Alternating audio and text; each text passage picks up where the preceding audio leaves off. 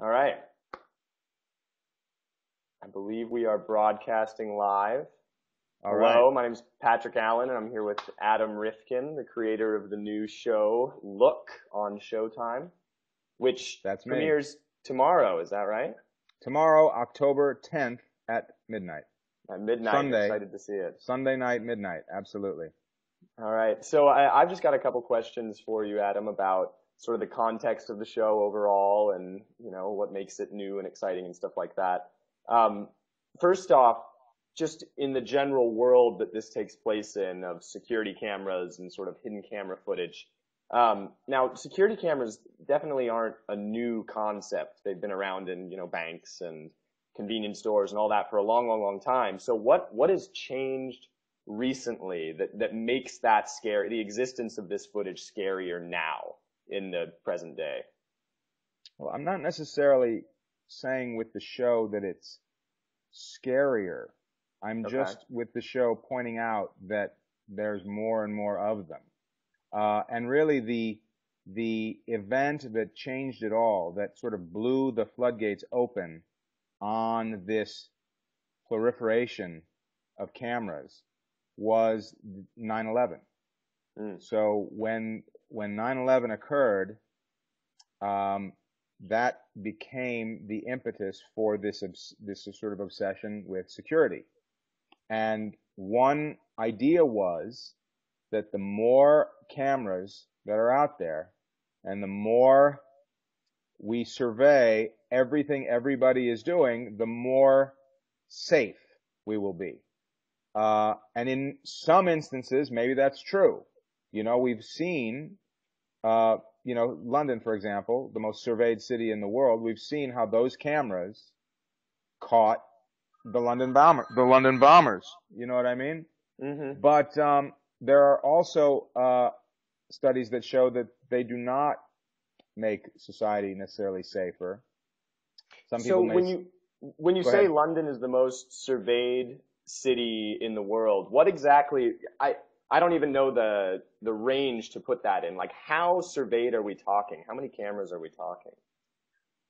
Well, I don't have the specifics with London, but they have thousands and thousands and thousands of cameras on every inch of London.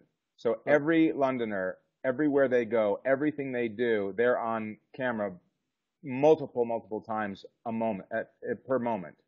Wow. There's many cameras on them at all times. You know, we don't have anything like that here yet, but it's growing and growing and growing. Interesting.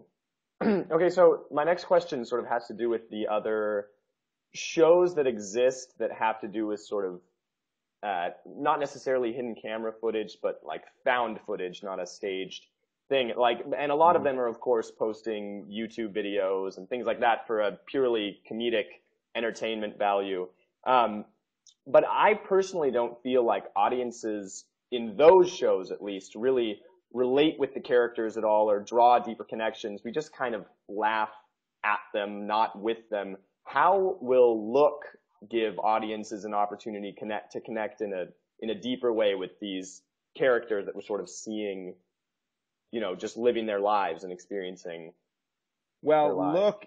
look is some of the shows I think you're talking about are first of all they're actual reality shows and they show clips of actual surveillance footage or found footage. Whether it's the greatest Right. police chases or the funniest things that happen in the workplace caught on video, and those are great for what they are. But this is a completely different concept in that it's a drama. It's a character drama. It's scripted. The actors are hired to play the characters. It's very much like any other, narratively speaking, like any other drama we're familiar with.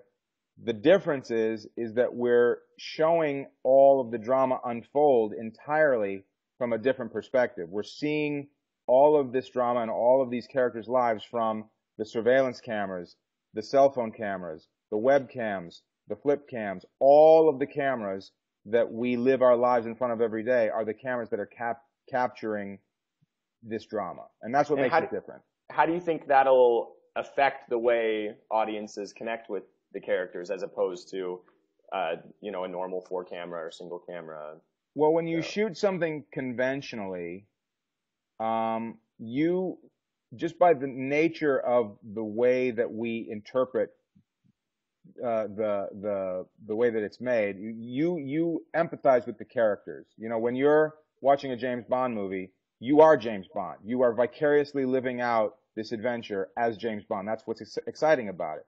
With Look, what's different is that you are intentionally, continually being reminded that you are not these characters, but you are an outside observer watching these characters, uh, and in many times you're watching them in a way that feels illicit, like you're complicit in something that you shouldn't be a part of. It Hmm. forces you to feel like you're a voyeur into the private lives of other people, and hopefully that adds an element of intrigue to watching the show. Very cool. Now, just looking at some of the other stuff you've done, you recently directed, well, not too recently, but Detroit Rock City and a National Lampoon movie. Both, I'm guessing, were not shot in the style of surveillance cameras. What new challenges did filming in this style pose on set and working with actors and that type of thing? Well, you know, Look was a film first, and now it's a series. So we did a lot more experimenting when we made the movie because I didn't know if it was going to work at all. You know, what we did was, you know, you can't rely on Hollywood filmmaking tricks when you shoot a movie or a television series from surveillance cameras. So the creative choice of camera placement is completely removed from Hmm. the equation. The only places the cameras are placed are where real surveillance cameras are or would be.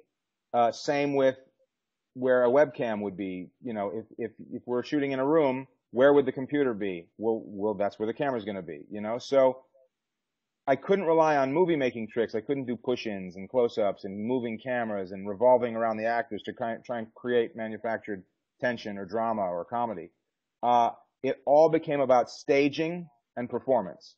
So in a way, each scene becomes like a little piece of theater, because the cameras become irrelevant. The cameras are up in high corners of the room somewhere. The actors can't even see them a lot of the time. And it just becomes about how do we best stage these scenes and how do we best get the performances that feel the most real. And, you know, if we do that all the way across the schedule, hopefully when it all comes together, it feels real. It feels like it's all shot from, you know, these sort of real life camera perspectives, and hopefully it works. Very cool. And just a last question. You sort of in your past, you've been a filmmaker in the true sense where, you know, you write, you direct, you act sort of across the board. And nowadays where so much of the time, you know, a script is written by one director and then rewritten by six more along, or sorry, one writer and then rewritten by six more along the way and then taken by the director and flipped around again. How does it affect the end product of your work that you're able to take it really from start to finish all the way Well, across? well, I mean, I have been very lucky in that I've gotten to do throughout my career both sides of that coin. You know, on one hand, I have a career as a studio Hollywood writer, and I've written a lot of big family-oriented films like Underdog and Mouse Hunt and stuff like that. And that's a great world to be a part of. And I love being a part of studio movies, and they're huge, and the advertising campaigns are enormous, and they're everywhere, and there's billboards everywhere, and the premieres are a blast. And you know that's a great world to be a part of. You know, Yeah. but that's a machine. You know that you're absolutely right. When a movie is made, you know, in that machine, it's a different process than an independent, spirited production where it's really a singular vision of you know, from the point of view of a filmmaker, you know. So I see these studio movies as a great opportunity. They afford me the freedom to then be able to do a movie like Look and then a series like Look where I can be a little more experimental, a little bit more personal. Because when I come up with an idea and then I write it myself and then I direct it and then I see the advertising campaign through all the way to the end, like with Look, you know, I was involved from every single, you know, the beginning of the idea to the very end, and every single choice and decision in between. That's, you know, those were my decisions. And so that's Yeah. a very satisfying feeling as an artist, you know, and but that's a different world than writing a big studio movie sometimes, but they're both great in their way. Right. Very cool. Well, I think that just about wraps up the time we've got, but very excited to see the show tomorrow at midnight and see your baby that was born from you and created by you all the way through and stuff like that. It's going to be awesome. I thank you very much, Patrick, and appreciate you taking the time. And I hope everybody checks out Look. All right. Thanks, Adam. Thank you. Bye-bye. Bye bye.